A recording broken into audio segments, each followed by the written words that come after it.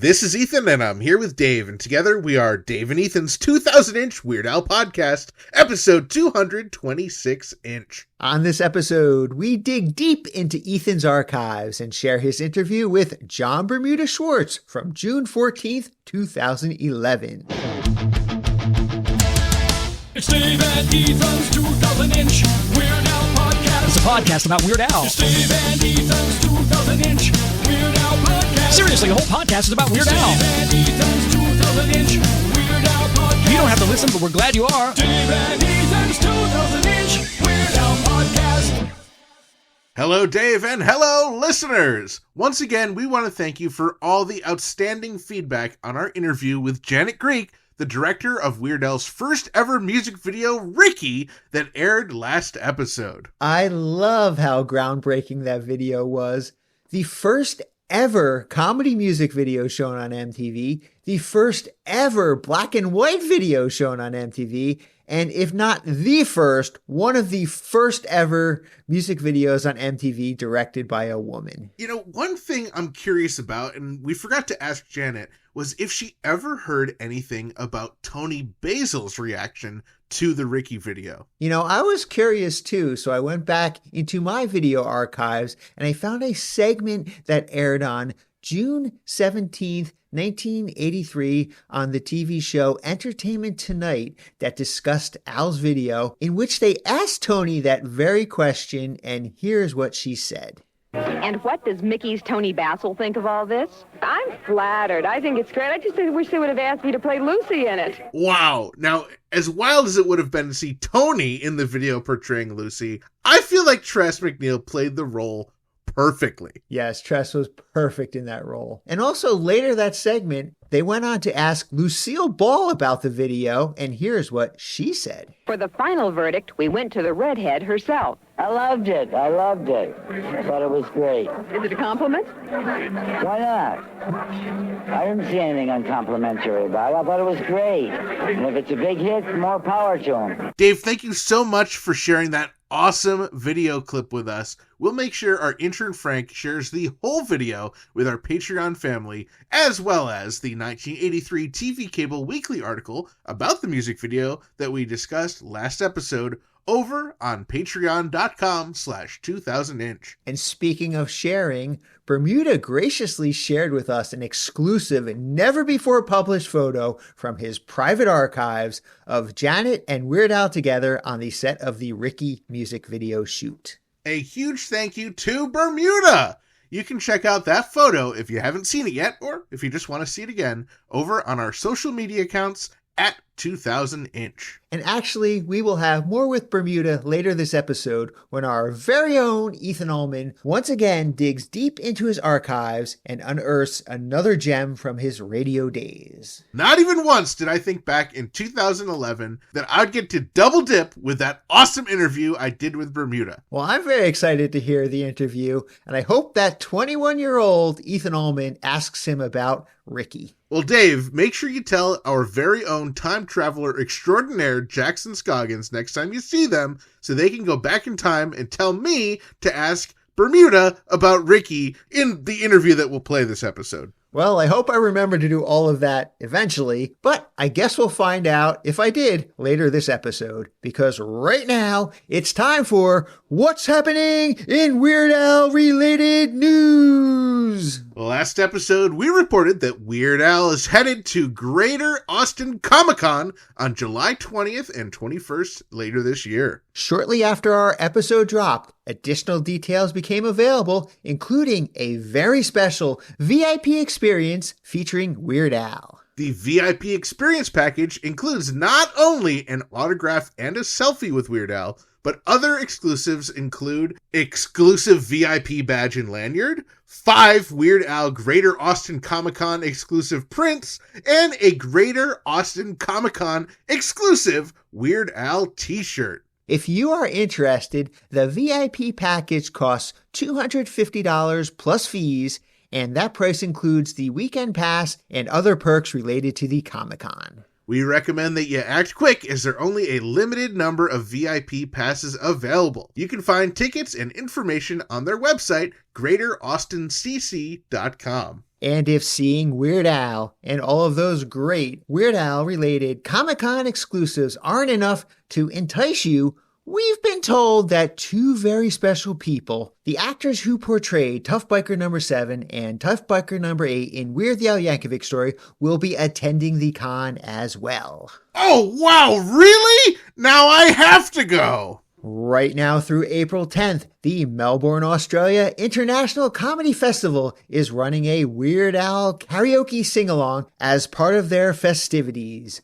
titled the Weird Al Piano Bar. You know what, Ethan? Maybe you should head down under and do a reprise of Amish Paradise, like you sang at San Francisco Sketchfest 2024. Oh, sorry, Dave. I only perform Weird Al songs in front of at least 2 or more of the following comedy legends: Sam Levine, Robert Smigel, Dave Hill, and or Rob Schneider. For tickets and more information, head on over to comedyfestival.com.au. This Sunday, April 7th, the new season of Collector's Call returns to MeTV. Oh, thank you for the reminder. I'm going to tune in this Sunday and next Sunday as test runs leading up to that very special Weird Al Collector episode featuring our very own Kenneth Gwinnett on Sunday, April 21st. I cannot wait to see Kenneth Gwinnett and his Weird Al collection, along with John Bermuda Schwartz, on Collector's Call on MeTV and MeTV Plus, Sunday, April 21st.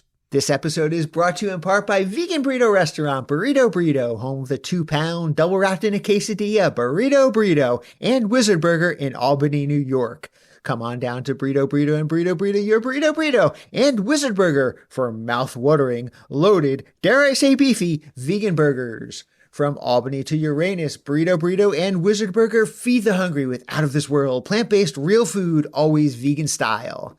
Visit burritosquare.com and wizardburger.com and order ahead. And now it's time for What's Happening in Dr. Demento related news. Yesterday, April 2nd, it was the great Dr. Demento's 83rd birthday! Besides being the leading authority on all novelty music things, the great doctor helped launch Weird Al's career, was a keynote speaker at Weird Al's Hollywood Star ceremony, and holds a very special place in both of our hearts. From all of us here at Dave and Ethan's 2,000-inch Weird Al podcast, happy birthday, Dr. Demento! And always remember to stay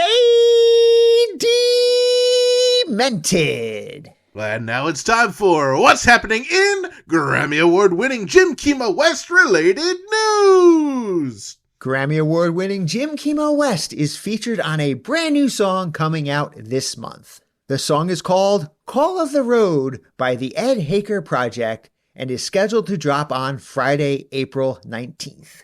You can follow the Ed Haker Project at edhaker.bandcamp.com. That's EDHAAKER.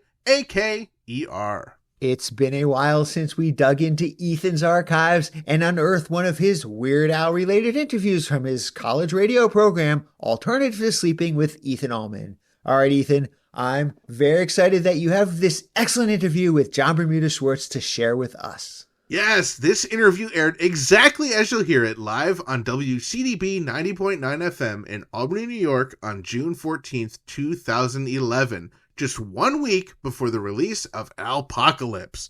Bermuda shares a lot of fun facts and history, and even a few things that have dated themselves in the years since this interview. Okay, college-aged Ethan, I cannot wait any longer. Take it away. You're listening to Alternative to Sleeping with Ethan Allman, the special Weird Al tribute of Alternative to Sleeping for the month of June to commemorate the brand new album, Alpocalypse. I've got an extremely special guest on the phone. Please welcome John Bermuda Schwartz. How's it going? Hey there.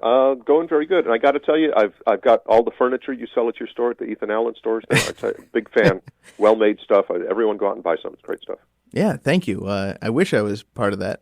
Get some money from that. You know, people always ask me if I'm related to Tracy Ullman, and I always say no, but I wish I was so I could ride her coattails. So. Oh, I love Tracy. Not many people know that she I don't know how big her records were, but she sang a few things, and a lot of fun. I mean, she's a great actress, great comedian. Yeah. Don't see her much anymore, though. I haven't really seen anything. I think she was last seen counting her money. Yeah. All right. So, John, do you prefer to be called Bermuda or John? What do you want me to refer to you as? Either one's fine. Not a secret. They put both names on the album so no one gets confused. Right. So either one is good. Okay. Well, which one do you prefer? Oh, John is fine. John? You prefer John? Yes. Okay. So, John. Please, call me Bermuda. Okay. Either one. Where does the nickname come from? Al gave it to you, right? Al gave that to me very early on. I mean, Weird Al, of course, is in quotes when it's with Weird Al Yankovic. And he thought it would be clever if I also had some kind of a name I could put in quotes. So the Bermuda Schwartz thing, was obvious, or at least it was to him. So henceforth, I was John Bermuda, in quotes, Schwartz. So it doesn't have anything to do with the Bermuda Triangle, more sounding like more shorts. like Bermuda Shorts. Okay. Yeah. So you're Al's drummer. You've pretty much been his only drummer for the entire career. Well, there's a couple of guys that played on a few things he did very early on. Okay. There wasn't a band. I mean, honestly, I can't think of their names, but just, friends of his and stuff. But, right. Prior even to My Bologna. Since I got with him, I don't believe anyone else has ever played drums with him. Not on the records and not in concert anyway. Wow. That's incredible. So, how did you get started with drums? Well, originally my brother played drums, and actually I took accordion lessons as a young lad, not knowing that it would come back to sort of haunt me or bite me or whatever later. But that's crazy. Took accordion lessons. I didn't play very well. I didn't really have any aspirations to. But out of every instrument, you and Al just both happened to take accordion lessons? Was it like a fad back then? I guess. Well, in the 60s, that was a common thing. You took accordion. I mean, you couldn't afford a piano. Guitar was too difficult. Drums were too loud, as a rule. Trumpets and horns and things, were hard to master. Yeah. So parents, I think, thought that their kids should learn accordion because there was a keyboard there. And, it was a simple enough instrument, they thought. You always had a junior accordion with 12 buttons on one side and a small keyboard on the other. Mm-hmm. So that's how I sort of got roped into that. But fortunately, my brother gave up the drums, took up guitar, and I took over the drums. And in 1965, started taking lessons. So ever since, and there were already drums in the house, basically. And right. It was natural to start playing that instrument. Do you have a favorite song to play? Well, that's really hard to say. I mean, I like just about everything I play. I mean, just because I get to play drums. So, right. I mean, so I like playing drums, so I like everything I play. I mean, there's probably songs that I play that I wouldn't listen to necessarily, but I like just about everything I play. Well, that's good to hear, I guess. So, now, were you a fan of the comedy music genre before you met Al and joined the band? Well, I mean, I go back to the same era that he did, which was Alan Sherman and Stan Freberg and stuff like that. I mean, that's when I first became aware of sort of funny music. Right. I had been listening to Dr. Demento since 1970 or 71, which I think is when Al sort of chimed in with him and was listening. And interesting, and before you ask the question, I'll have to lead up to it because there's a real backstory as to how I met Al. Okay. But because I listened to Dr. Demento and was a faithful listener, in 1973 he ran a sort of a contest to make your own song of one of his most popular songs on the show, which was Pico and Sepulveda, okay. by Felix Figueroa. I don't remember who Felix Figueroa actually was, but he was that was the pseudonym for a sort of well-known band leader, and that was just his joke name for this song. Oh, okay. But anyway, Demento ran a contest. Says make your own version, send it in, and first prize will get a copy of the 78, and et cetera, et cetera. And I'm not going to play the song again until the contest is over, and then we'll have a winner and we'll play those songs. Because it was just every week, it was just number one on the request lines. Yeah. So me and some buddies from school got together, and in those days, in 1973, school bands really didn't have guitars or even bass or anything like that, or piano even. So it was all horn players. I mean, I had clarinet and trombone and sax and trumpet and flute, and it was just like 7 or 8 of us got together in my bedroom at my folks' house and did this version of Pico and Sepulveda. I should also give credit to a guy named Richard Elliott on saxophone, and he's a well-known sax player these days. Oh, cool. I went to school with him, so he was on that. A couple other guys that went on to carve out careers in music too. So hopefully, hopefully they've lived this one down. But I've run with it. Anyway, we came in second in the contest, but because our version, we started singing it, Pico and Sepulveda, Pico and Sepulveda, Pico, and kind of sang it. And then after that, it was all instrumental. Well, Demento thought that was great because he could use it for the show opener and talk over it. Right. So our version actually became the theme for about 6 or 8 months. Oh, wow. And I thought that was very cool because people weren't really sending homemade music in at that time. And I thought, well, if he played one thing, maybe he'll play something else. So early next year, in fact, January 1st, 1974, we recorded a song called "The Ballad of Woodsy Owl." Now, Woodsy Owl was the symbol for the anti-pollution movement, and his slogan was "Give a hoot, don't pollute." And somebody had written a song, "Give a hoot, don't pollute," kind of thing. Yeah. So we recorded that, and I sang it or kind of talked through it anyway, and sent that to Demento, and he played that too. And I thought, well, we're onto something here. So not too quickly, but about mid-75, we recorded another thing, Mr. Ghost Goes to Town, which he still plays on Halloween now and then. It was a combination of a couple of versions that he played on his show, a couple of versions from the 30s and maybe 40s, and he played that. So I thought, well, that's terrific. I mean, it's obviously easy to send stuff in. Well, by sometime late in the 70s or maybe early 1980, I had been invited with my brother to come down and watch Dr. Demento do his show live on KMET here in Los Angeles. Oh, cool. And we went down there, and so I actually got to meet Dr. Demento. Well, he invited me back for an interview to talk about, I was playing drums in bands at this time, but since I was one of the first people to have homemade music on his show, and that had become the norm by 1980. I mean, a lot of people catered to his program, and he played a lot of unreleased and homemade stuff. So I came back September 14th, 1980, and Weird Al was there. Now, I knew who Weird Al was. In fact, I even had a copy of My Bologna. Oh, yeah? So I was well aware who he was. Didn't know he'd be there that night, but he was. And he was answering phones and just, being wacky. He was part of the cast at that point, and often played songs live on the air, sometimes read PSAs. Oh, cool. I mean, he was just sort of one of the cast and crew there. And that weekend, the show aired late Sunday night. That weekend, he had written a song, one of his parodies of Another One. I forget all the original songs now. Queen. Oh, I remember them. They had a song called Another One Bites the Dust. He had written a parody called Another One Rides the Bus and was going to play it that evening live on the air. So he asked me if I would beat on his accordion case. And playing it live on the air consisted of him on the accordion and other people clapping hands, making noises, squeaking horns, blowing into duck calls, that kind of stuff. I mean, there was never really a band per se. Yeah. And the people that hung out there were people like Barnes and Barnes. Oh, cool. And they're all going to kill me. Musical Mike was there. Damascus was there. So all these people were on there. Anyway, so we played it on the air. Now, fortunately, Dr. Demento was rolling tape on that. Now, he always made air checks on cassettes, but this time he rolled a quarter-inch stereo recording of it right off the board, and that actually became the single later. Wow. So after we were done with that, I said, this is great. You should have a band. I'll be your drummer. And here I am. So he was like, okay. And then how soon after forming the band did you guys start touring and get the rest of the members? Well, there was quite a bit that went on before that began to happen.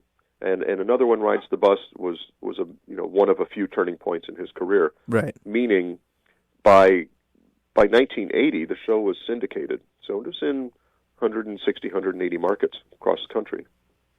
So, and because it generally aired on a Sunday night in those markets, what happened was on the stations that had like a morning zoo crew or the wacky, funsters in the morning, they would listen to the fun stuff on the Demento show and pick up stuff to play on their show. Oh, okay. That Monday morning or that week. And one of the things they picked up as soon as Another One Rides the Bus hit the syndicated show, which would have been about 2 weeks later, now that week stations started playing it in drive time.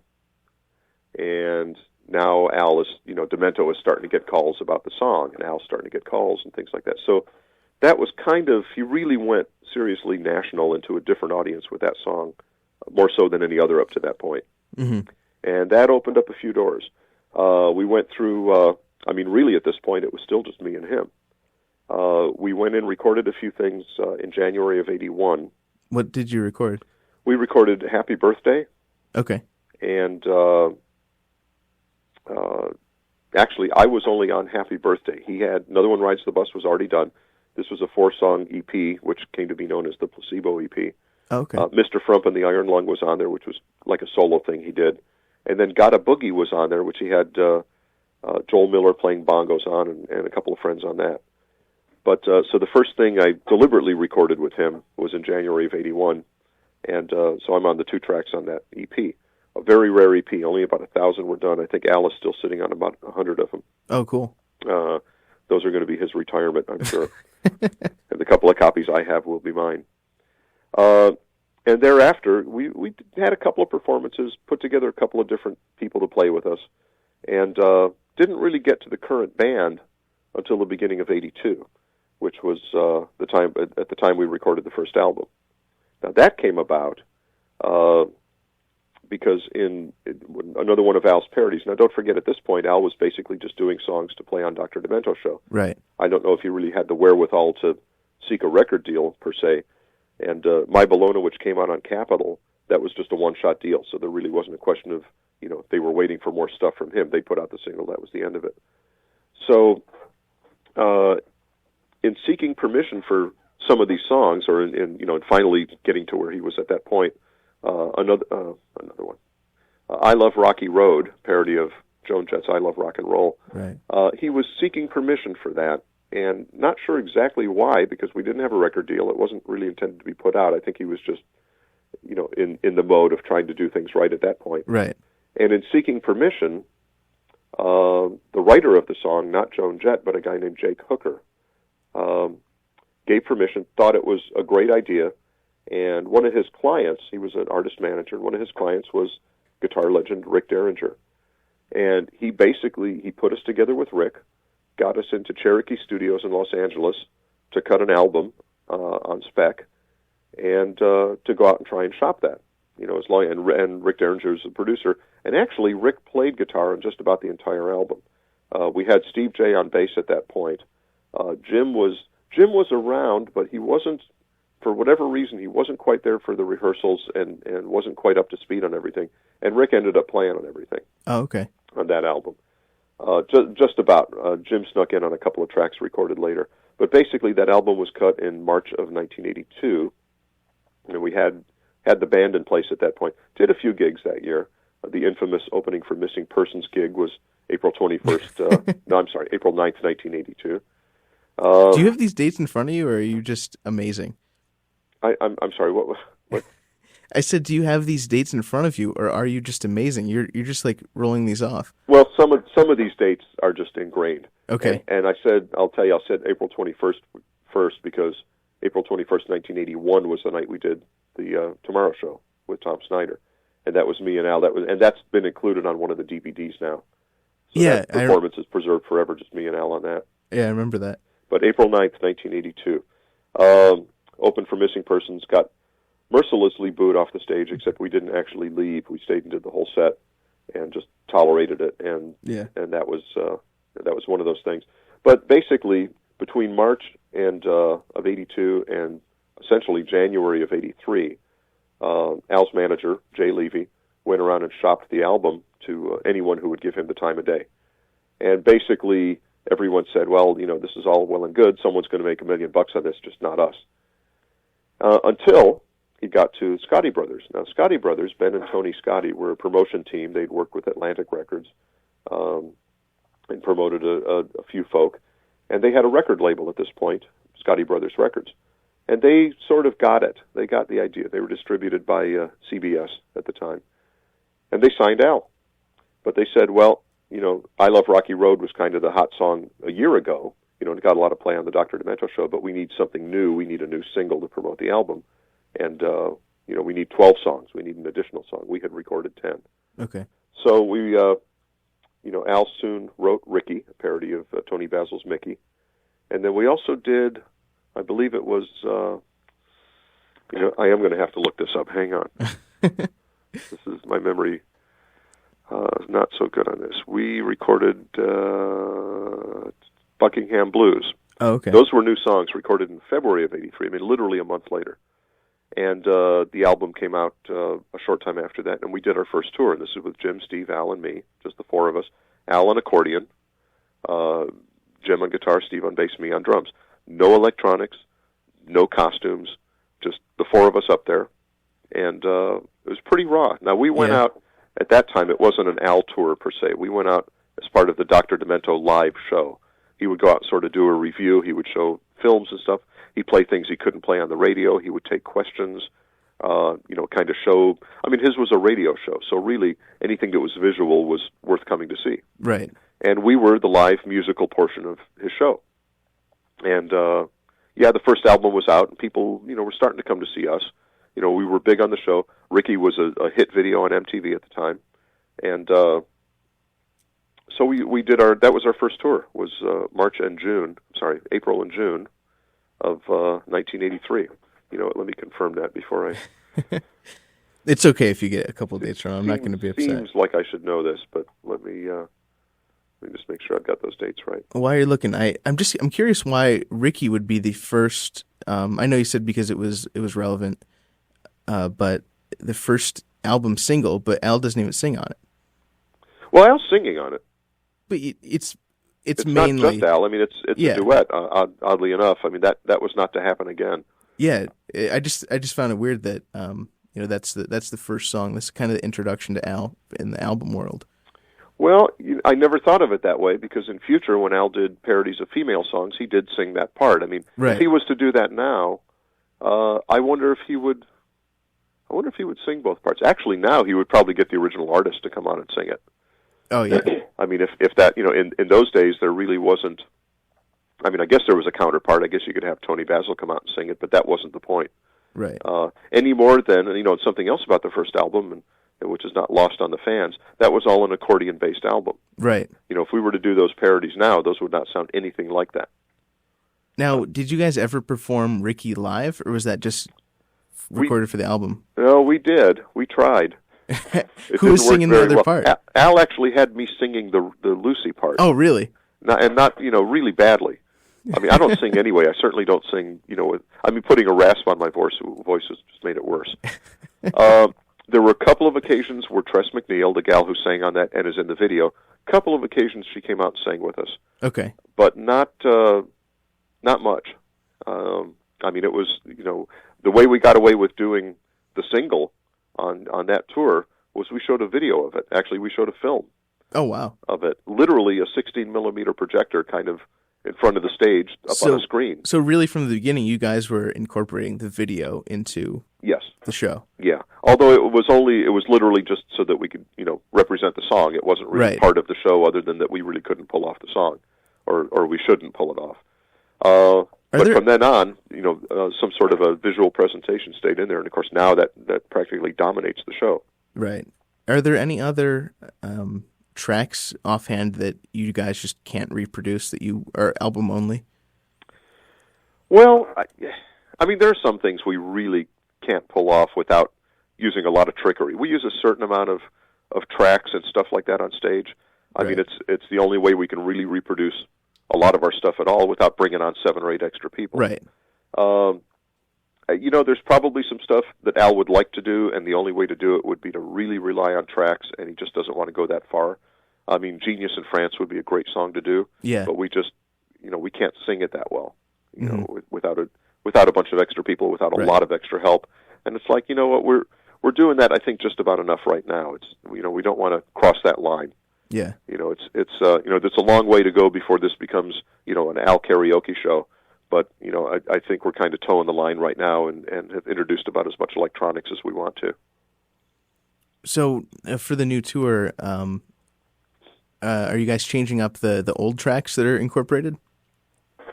Well, we're doing, I mean, this tour, which starts July 9th here in Los Angeles, this tour is going to be, we're actually playing 9 of the songs that are on the album, 9 out of the 12 songs. Which is a lot. Yeah. It's very well represented. I mean, some of them have been in the show because some of them were released back in 2008, 2009. Right. The Polka Medley has been in the show since last year. So we've been playing that. Perform This Way was yanked out of the bag a couple of months ago, so we had to perform that. And that's that's like 6 of the songs off this album already. Right. And we're doing 3 more, and I don't think it's any secret what the titles of these songs are now. Right. It's on Wikipedia. And certainly by July 9th, people are going to know what's in the show. So we're adding TMZ, we're adding Party in the CIA, and we're adding Another Tattoo to the show. And some old favorite, and we're introducing a few other things in the medley, a couple of oldies but goodies. Things like Trapped in the Drive-Thru are out. Dare to Be Stupid has been out for a couple of months now. You're Pitiful has, I think, run its course.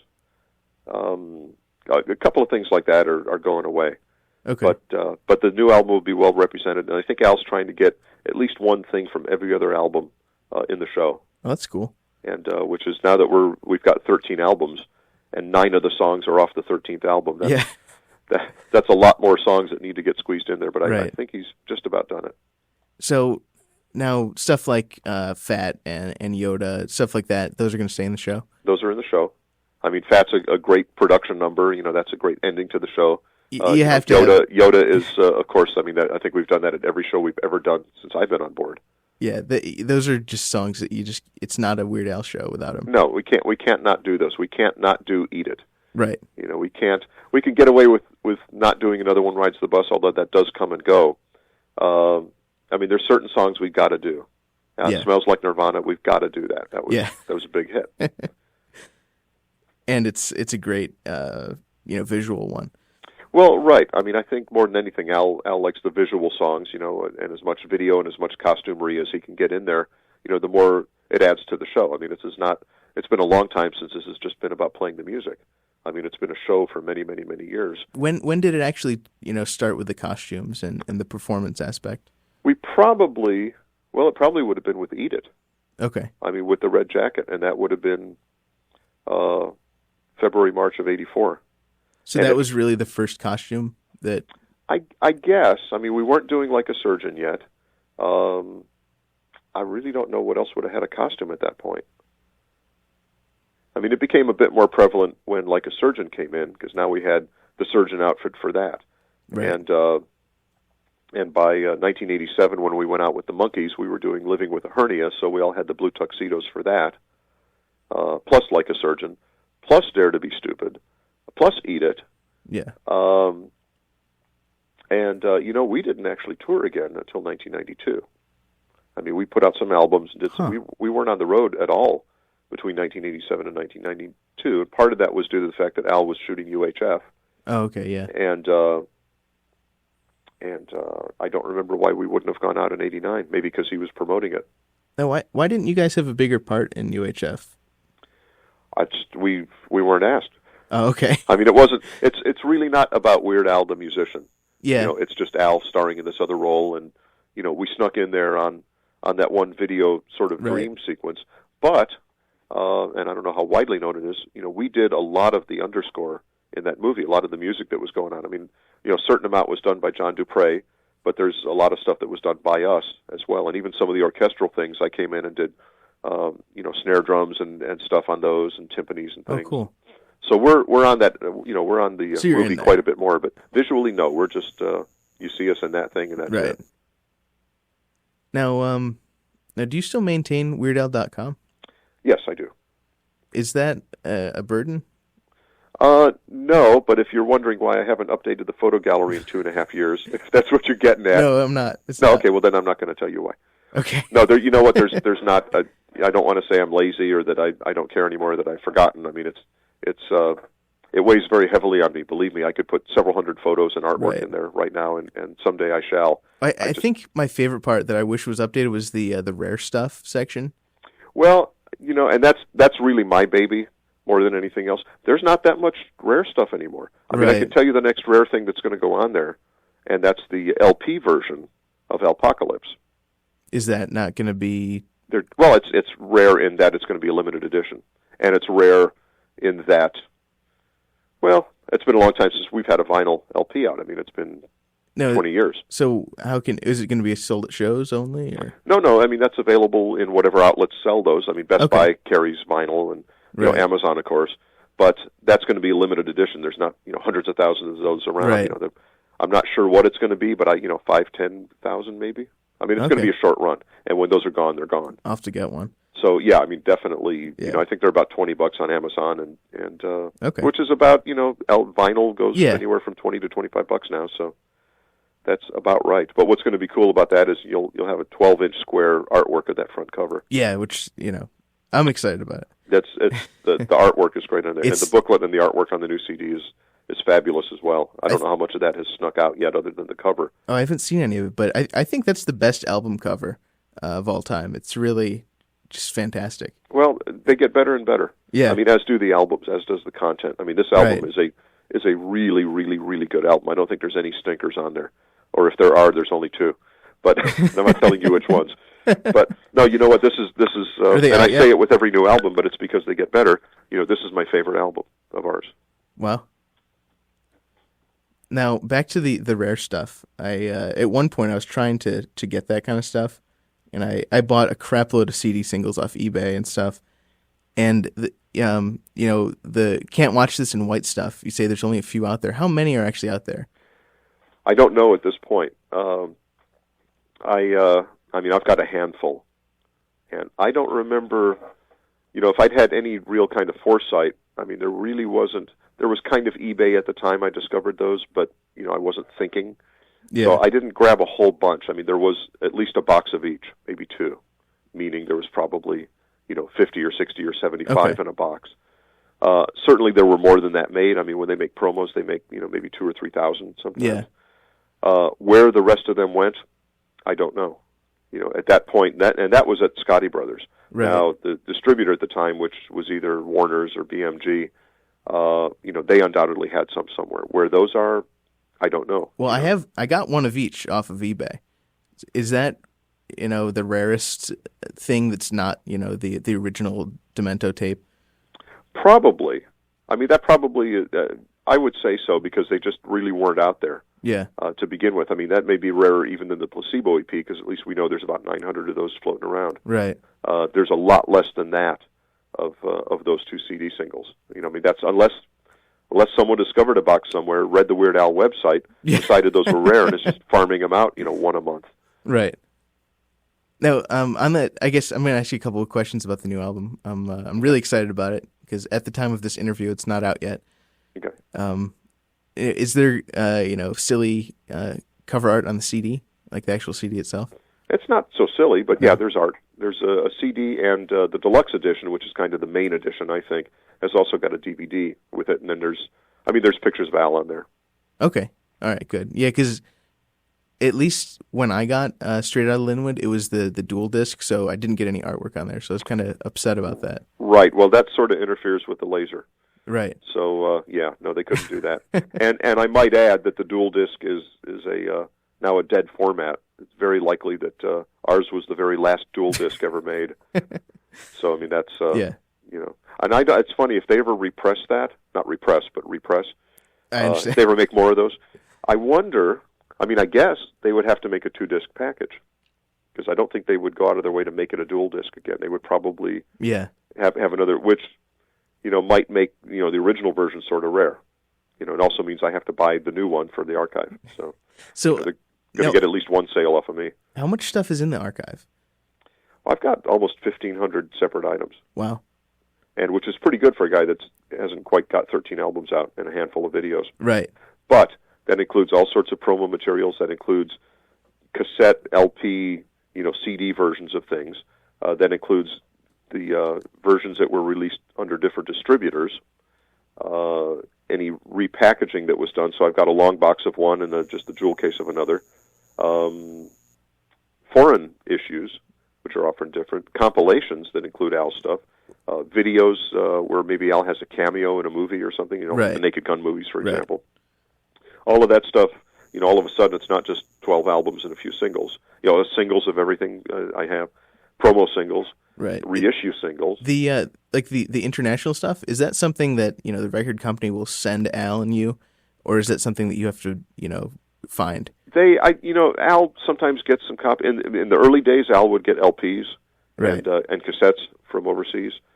I don't think that's happening so much anymore. I mean, he may get one, usually not enough to give me. I just track those things down on my own. And So, it's, which is certainly easy enough, with the international music sellers now. So are you constantly checking eBay to try and find stuff that you don't have? I used to do it several times a day, and I don't do it quite that much anymore. I mean, it's slowed to a real, almost to a stop. Right. Which meant, I probably found it all. Or if there's a couple of rare things out there, people aren't letting them go. I mean, it was really rare. It got to a point where just months and months would go by before I discovered anything. And I still keep an eye out once in a while, and especially as new product comes out, I keep an eye out for, the releases from Australia and from England and stuff like that. Japan, if they're doing that. I mean, the last album was actually not released in Japan. Huh. The idea being, they'll just get it on Amazon or iTunes or whatever. There wasn't that much demand for it there because people can just order it online. They don't need a physical product. So there was no physical, straight out of Linwood CD from Japan, for example. I don't believe there was. So that just makes, as a collector, kind of more difficult because you can collect digital stuff, but that's really... Well, it's not, there really is no collecting it. I mean, I've got copies of everything that we've done, of course, but as far as something that's released, I mean, the digital things go in the discography because they are official releases. Right. But it's like, how do you archive a digital thing? Yeah. I mean, it's not a physical product. I mean, I'm talking about, 1,500 physical items in the archive. Is there one thing in particular that you're looking for? Well, there's a handful of things I am. Yeah. And I mean, I'd have to look at that list to know right off what it is. But, I mean, there's a few things, and some things I'm not sure exist. I mean, some things it's, right. Like when cassettes were being phased out, it's like, well, am I looking for a cassette of this or am I not? Or is it just gone? Yeah. For example, a Ben Folds album, Songs for Silverman. Right. Did that come out on cassette or not? I don't remember. I may be looking for something that just doesn't exist. It's on my list, and I will always look for it, but, the more I don't find it, the closer it is to just being nixed off the list. Now, I do want to move on, but, what about, the actual CDs from a Dr. Demento show where they play an Al song? Is that something that goes in the collection, or is that, it's a stretch for you? That's a tough one because he was always playing those songs, and technically they should. I mean, there's Greg Method, who's a major Al kind of musicologist compilation type. He's assembled every instance of an Al song, and he has included all of those instances on the Dr. Demento show. So there is a list somewhere. Do I have all of those? No. What I did was I collected the year-end top 25, and if Al was on that, I put that in the discography, and that was it. There was no way. I could have gone nuts. I mean, I'd have something, I'd have hundreds and hundreds of LPs and CDs in my collection of just the Dr. Demento show. Right. So I kind of drew the line there. I mean, I guess because it was expected that Al would be played on the Dr. Demento show. Right. That it wasn't sort of a deliberate placement like, making a compilation of hits from the 80s and including Eat It. Well, that obviously goes in the discography and into my archive. But, I have to draw the line somewhere, and I draw it pretty close to the bone, but that's kind of it. I mean, there was just no way to put all that stuff together. And at this point, there's absolutely no way to get a copy of all of those anyway. Yeah. So I'll just rely on the list that Greg Method has, and, we can account for them, but I don't think anyone outside of Dr. Demento himself actually has them all. Okay. So now I guess to actually writing the music, do you guys, for the parodies, do you look at, the original sheet music and base it off that, or is it more, played by ear? Well, neither. I mean, I don't know that there's ever sheet music for all of the parts we need or even how accurate it is. No, we listen to the recordings, and we kind of dissect them in our minds or, as electronically as we can to pull out certain parts. And we have to just, we have to listen to those and extrapolate our parts from there and figure out what we're playing, figure out the sounds, and that's what we do. I mean, it can be very tedious in some things. I mean, some of these songs, people talk like Perform This Way, and that was Jim West did all of the synths on there and what's called sound design, which means basically he's responsible for how that thing sounds. And I did all of the drums and percussion, but it's all programmed. And getting those sounds, people think, dance music is just really simple or stupid or brainless or whatever. Anybody can do it. It's not. You get into those things and you find out how much goes into that. It's very highly produced, Yeah. heavy stuff. I mean, this is not for the kids. This is major, major production. And to go in and kind of decipher what they've done is very difficult. I mean, it's not, you think, oh, it's easy, you just copy parts, it's already laid out for you. Well, it is, and that's the problem, because we have to do it exactly like it's laid out, and we don't have the luxury of hearing what the exact parts are. We have to Right. pick them out of the music. We don't have the luxury, as those musicians and the producers did, of just kind of making stuff up and creating Right. sounds, and Right. we have to try and recreate, and that's infinitely more difficult. So these things are a lot harder than people think. They think our job's easy, and it's actually quite hard. Yeah. Compared to most bands, compared Yeah. to the original artists, and compared to our originals. I mean, the parodies are very difficult. And Perform This Way was a tough song. I mean, for both of us. Yeah. And I think we did pretty good on it. I mean, if you play it next to think so. Lady Gaga, you'll hear differences, but I think we did darn good on this. I think so. I think every song is amazing. Oh, well, thanks. But maybe it's just because I'm a huge fan. But Well, I think so too, and I mean, I have a very different perspective, and it's not that, it's easy to say, well, I love everything I do, and that's not always true. But this album is particularly good. I mean, I'm really proud of the work I did on this, both playing and programming. And Al's songwriting is really, really good on this. I mean, he's just, I don't want to say that we cranked out albums quickly before and that the songs reflected that. I think he's more careful now about what he puts out, and that's Yeah. why it is becoming longer between albums. And I think that's worth the wait also. yeah, definitely. Now, is Al, the only person who writes lyrics, or do you guys have input? He writes 99.9% of the lyrics. Okay. It's possible, and that includes the originals as well. It's possible that, he may say, what word do you like better here? Mm-hmm. But not so much. I mean, he knows what he's doing. We know he knows what he's doing, and he presents it to us, and that's it. I mean, he's spot on with those things. So is there like a process that you go through to pick a song, or is it really just he writes a song and then that's going to be on the album? Because I know like other comedy musicians will, perform it live for years and change it as they go to perfect it before they put it out. Well, we haven't really done that. I mean, there was something we played live before it actually came out, and I can't think if it was Since You've Been Gone, or there was something that we were performing before anybody had heard it. Actually, we've been doing that with the Polka Medley since last year. But no, he pretty much writes it, and that's what it is. Now, after it's out and we've been performing it, he may come up with something more relevant to put in there. For example, when we were playing Headline News, which is the Crash Test Dummy song, and there's references to 3 stories of the day, back then. Mm-hmm. John and Lorena Bobbitt and the kid who was caned in Korea or wherever it was, Singapore, writing on a wall or something.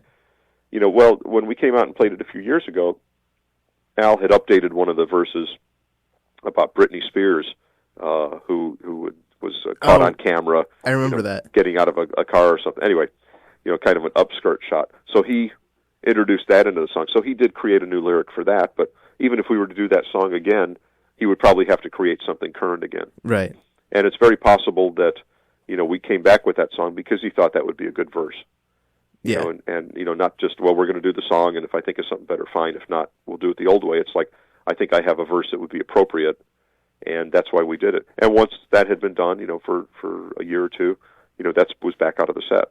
Yeah. It might come back again if Al can think of some other, like the Anthony Weiner thing. Yeah. I don't know if that's, maybe that's run its course already. I don't know. Might be too many, yeah. Well, there's a lot of Yeah. that. That would just look like Al was jumping on that bandwagon. Right.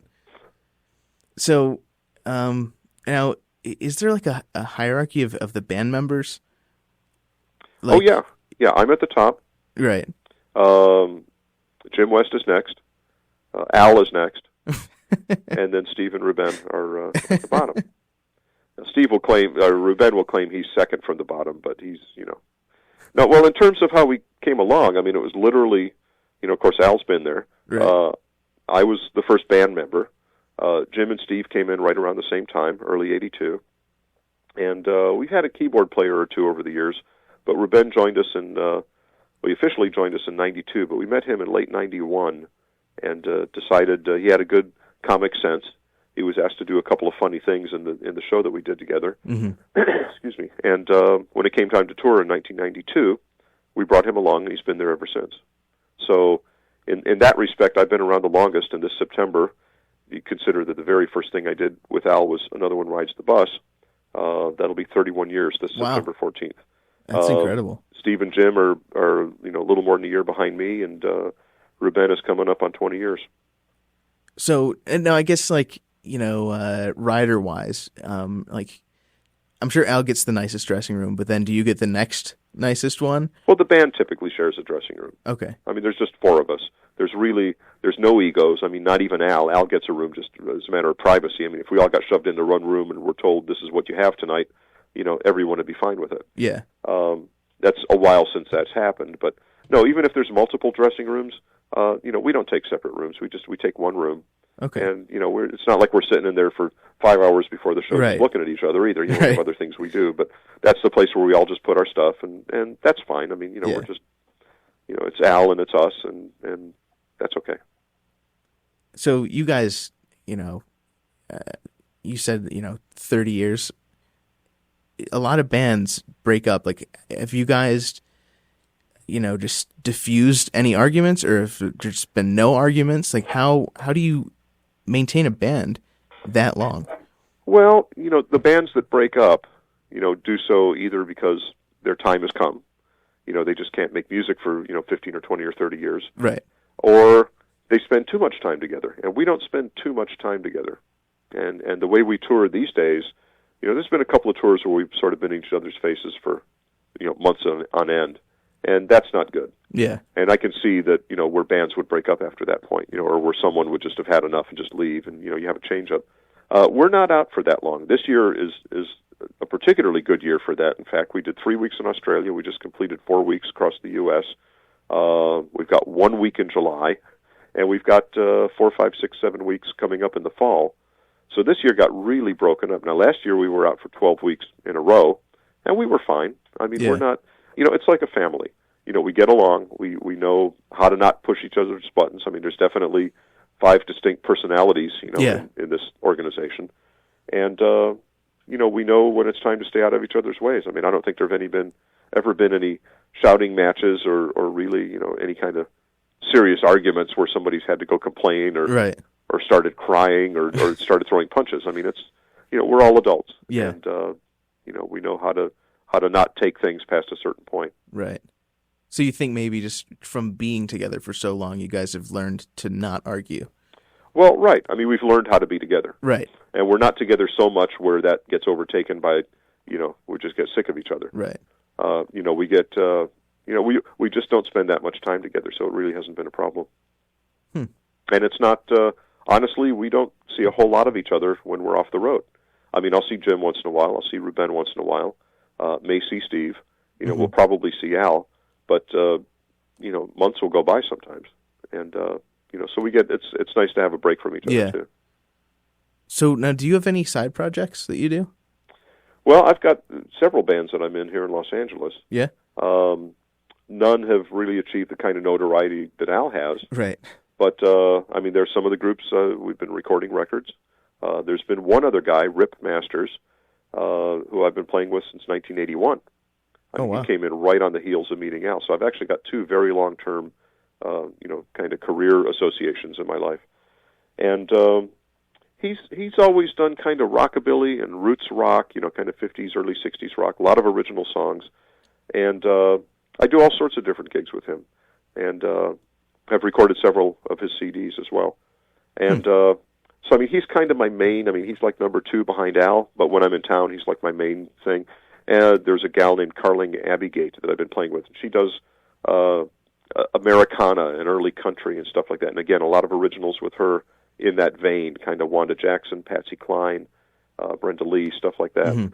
And great fun for me to play. As I said before, I just like playing drums, so it kind of doesn't matter what the music is. If I'm playing Beatles or playing some old country thing, or if I'm playing with Al, it's just, if I can be playing the drums, that's what I like doing. Yeah. So, I guess you haven't picked up the accordion since when you were a kid?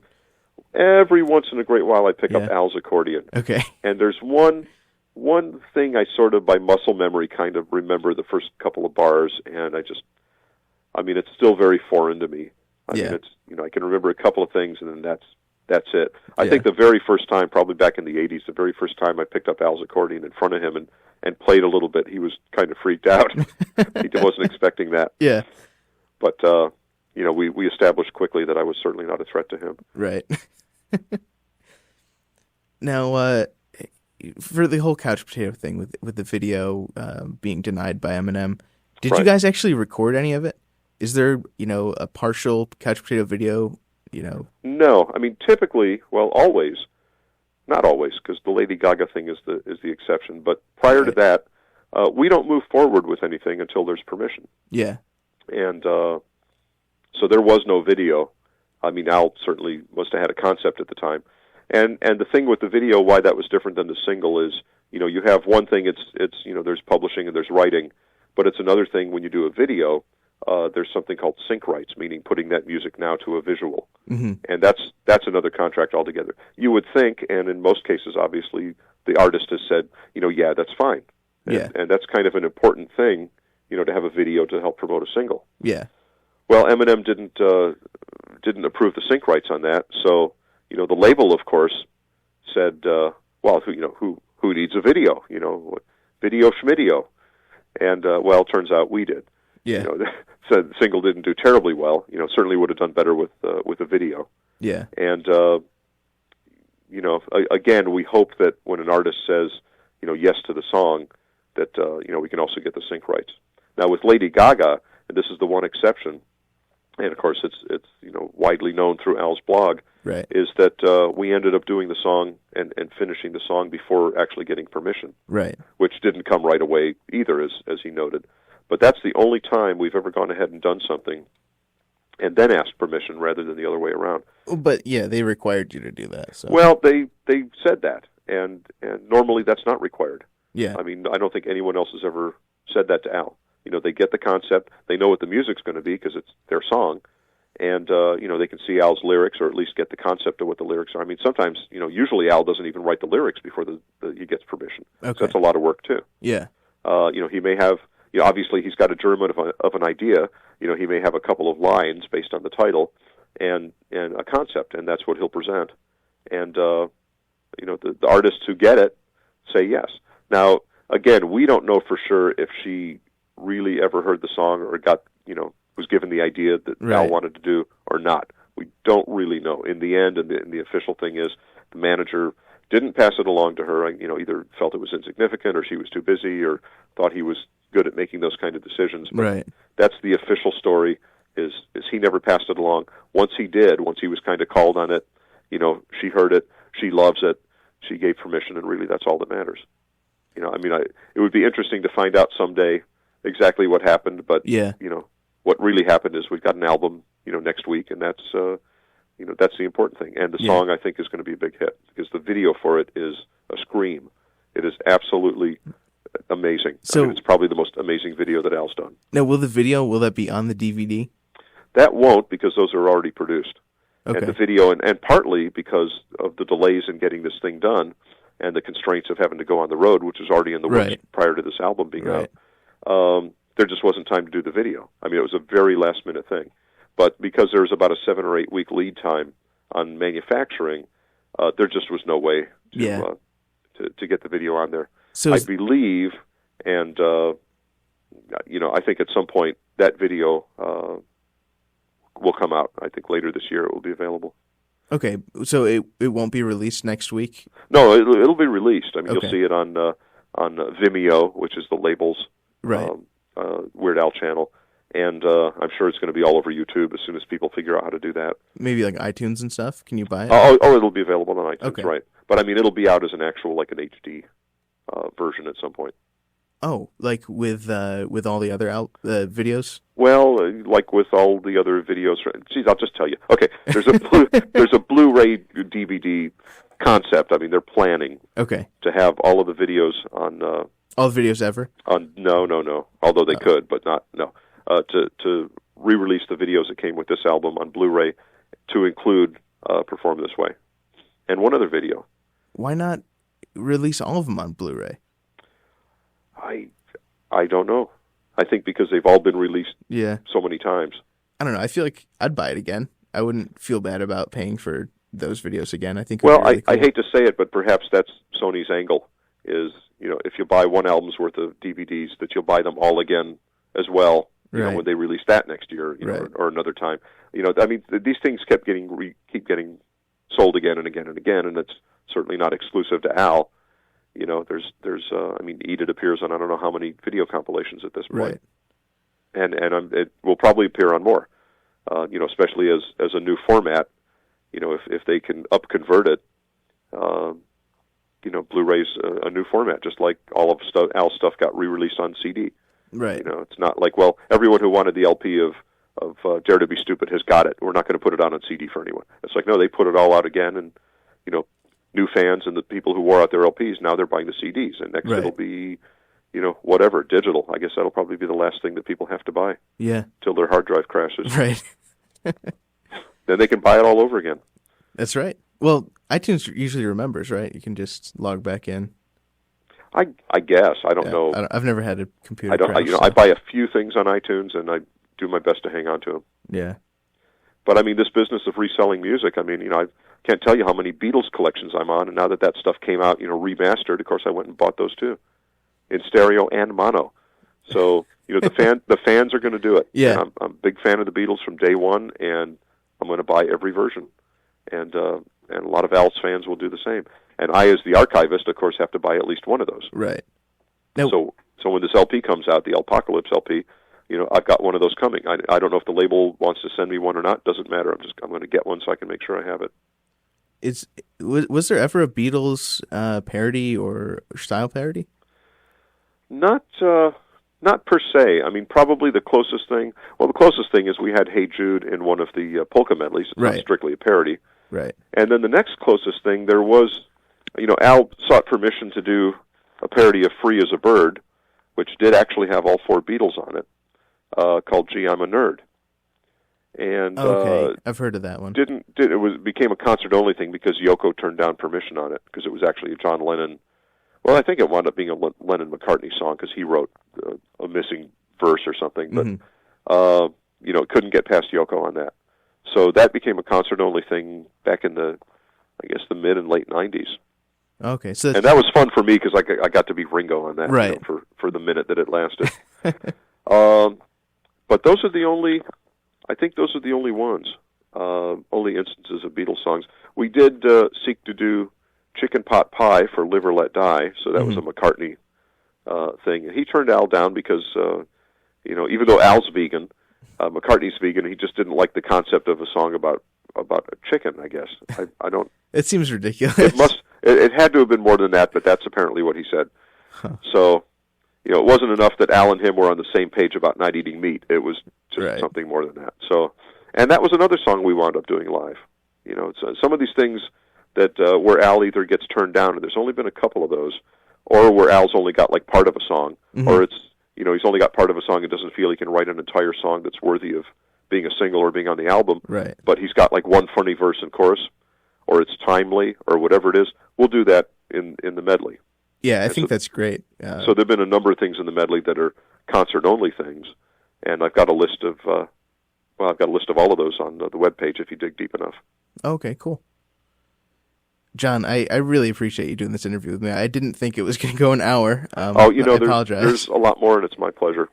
Well, I'd love to have you back on again because there was a lot more that I want to ask you, but I also don't want to take up your entire night. Well, you got to leave something for Al to talk about too. Oh, true. Well, if I mean, actually, at this point, I mean, we all know the same stuff. We all have done the same things. We all know how Al answers things, and I mean, we could all go out and just do Al's interviews for him, right? Which right. might give him more time to do interviews, I guess. Yeah. However strange that seems. No, it's obviously it's always good hearing it from Al. Yeah. But we're all there right along with him, so we all know the same things that he does, and you just get 4 times as much of it with us.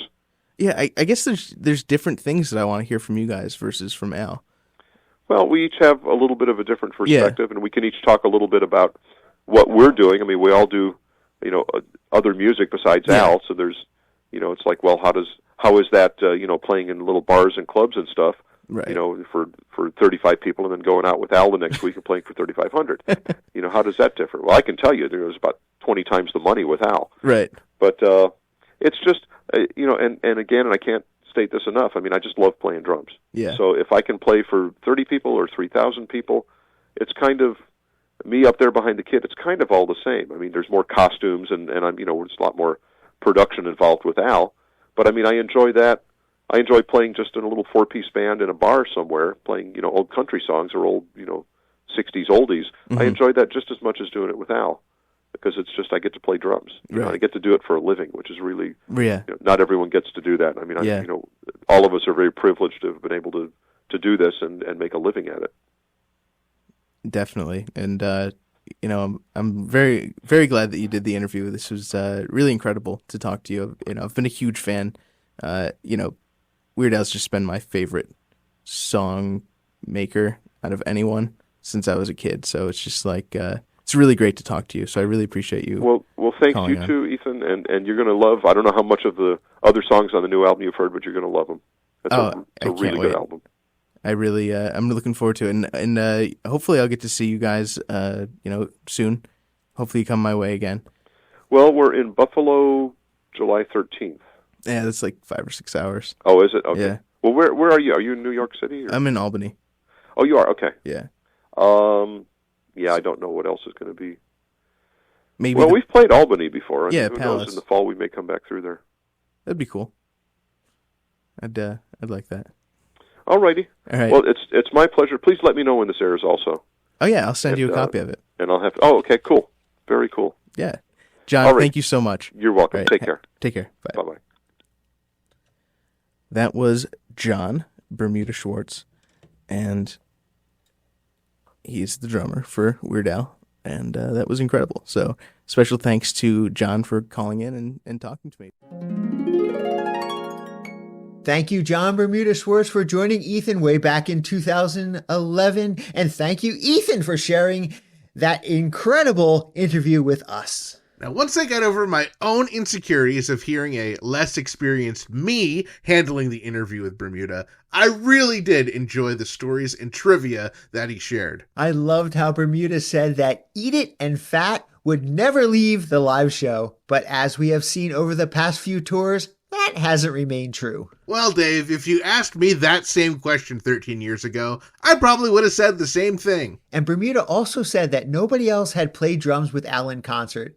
You know, it's kind of curious that he didn't mention that Pete Gallagher subbed on drums for a few shows in August 2003, and even more curious that he did not predict that in 2022, Nick Amoroso would fill in for him for a few shows as well. And it's also curious that during the interview when he said he owes me $5, with inflation, that's really $6.87. I don't remember him saying that.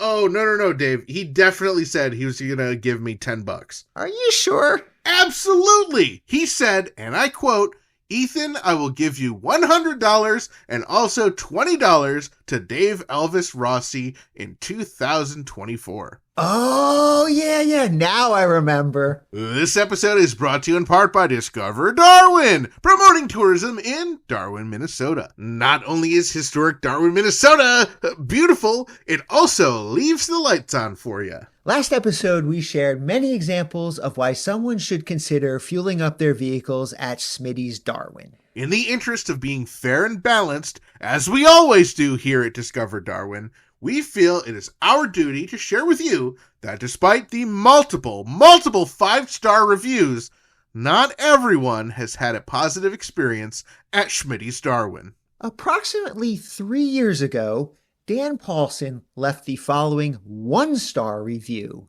Lights left on, even open sign left brightly for you to walk up to a locked door. Change the closing time, D-bags! This 1-star review is the lowest number of stars that Mr. Paulson has ever given for a review, with his only other review being exactly 2 stars, which means that is twice as many stars as he left for Schmitty's.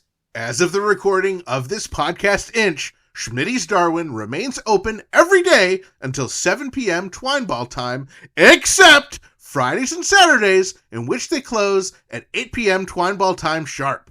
It is unclear if they have changed or intend to change their hours based on Mr. Paulson's explosive comments. So visit Darwin, Minnesota on your next fueling expedition. Or don't. They might be closed, D-bags. Discover Darwin, more than just the twine ball. And after you visit Darwin, Minnesota, be sure to attempt to visit www.discoverdarwin.biz. Dave and Ethan's 2000-inch Weird Al podcast is brought to you absolutely free thanks to our incredible sponsors, Burrito, Wizard Burger, our very own Jackson Scoggins, and Discover Darwin. Our podcast is also supported by everyone else in our Patreon family, with special thanks to our very own close personal friend level Patreon supporters, Ajax, Javier, Scotto, Matt, Kev, Casey, Allison, Adriana, Gus and Alicia, Zach, Ron, Zeb, Dana B, UH Jeff, Blair, Kenneth, and thanks to Jeff M and everyone else in our pretty stinking majestic Patreon family. If you enjoy our nostalgic Weird Al podcast as heard in the Weird Al Yankovic story commentary, please consider supporting us at patreon.com/2000inch. There are awesome benefits like getting your name on the podcast, your own private RSS feed, which gives you early access to each and every bonus episode, and the self-satisfaction of doing something important with your otherwise pitiful, meaningless existence. Once you join, you'll be the very first to hear our bonus episodes the instant that they drop. And do not forget to check out our official merchandise shop over at shop.2000inch.com. All proceeds from purchases go directly towards supporting our fine podcast. We love hearing from our listeners and other Weird Al fans, so be sure to join our Facebook community at group.2000inch.com and visit our Discord server for even more riveting Weird Al and Red Rum Tagootie related conversations. You can find both of them linked on our website, as well as information about past episodes and guests over at 2000inch.com or weirdalpodcast.com. Keep up on new episodes, podcast news, and events by following at 2000inch on Facebook, X, Threads, and Instagram. And be sure to subscribe everywhere you listen to podcasts so you do not miss a single episode. Not only does subscribing help the podcast, it helps Ethan's college radio show too, somehow.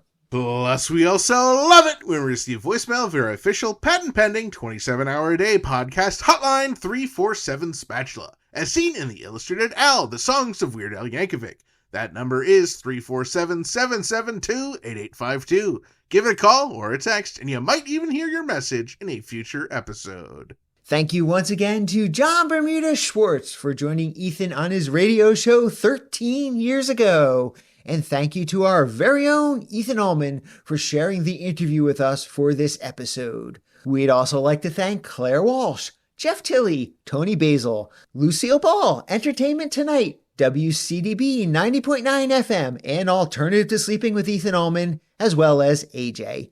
Thank you to the Grammy Award-winning Jim Kimo West for our incredible podcast theme song, and thank you to the Honorable Weird Al Yankovic, as his podcast probably would not exist without him. And a big thank you to all of you, our loyal listeners, subscribers, Patreon supporters, and sponsors, and everyone else who makes our podcast possible. Next episode, we'll be joined by Lisa Welchel and Mike Schmiedler, the host and producer of MeTV's Collector's Call. Thank you for choosing Dave and Ethan's 2000-inch Weird Al podcast. And until next time, remember to gill and chill, keep listening to Weird Al, and stay cheesy. Ethan, thank you once again for sharing one of your retro interviews with our audience. Oh, of course, Dave. It was a fun interview, and it's really cool for me to get to hear how different my voice sounded before intern Frank started modulating it for me when we launched this podcast.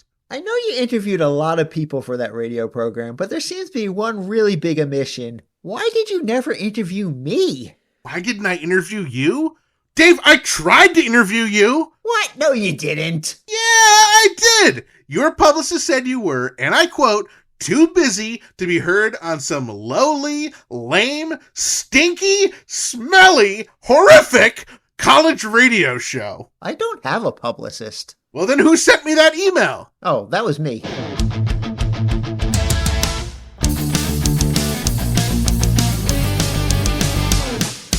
That was Dave and Ethan's 2000-inch Weird Al podcast. episode 226 inch. Your home for 13-year-old interviews.